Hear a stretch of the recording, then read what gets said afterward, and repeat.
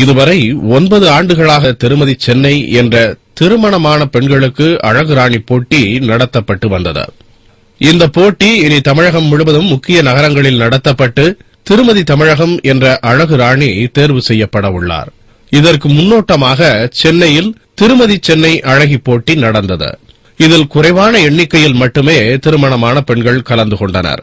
அவர்கள் ஒயிலாக கேட்வாக் செய்து கூடியிருந்தவர்களை மகிழ்ச்சியில் ஆழ்த்தினர். அவர்களில் அழகு ராணி தேர்வு செய்யப்பட்டார். இந்த நிகழ்ச்சி பற்றி கருத்து தெரிவித்த அதன் ஒருங்கிணைப்பாளர் பூர்ணிமா குமார், பெண்கள் திருமணமான பின் வீடு, வாசல், கணவர், குழந்தைகள் என இருந்து விடுகின்றனர் என்றும் இதிலிருந்து அவர்களை வெளிக்கொண்டு வரதான் இந்த போட்டி நடத்தப்படுவதாகவும் தெரிவித்தார். இந்த 10th இயர் நாங்க இந்த ஈவென்ட் கண்டக்ட் பண்றதுனால எங்க பழைய குவீன்ஸ் 2000ல இருந்து 2009 வரைக்கும் வின் பண்ண கண்டஸ்டன்ட்ஸ் எல்லாரும் இங்க வச்சு நாங்க ஒரு ஃபேஷன் ஷோ பண்ணிருக்கோம்.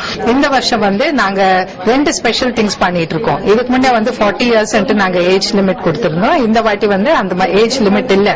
இன்ஃபேக்ட் 40 and 50 அவங்களுக்கு ஒரு ஸ்பெஷல் பிரைஸ் நாங்க இன்ஸ்டிடியூட் பண்ணிட்டு இருக்கோம்.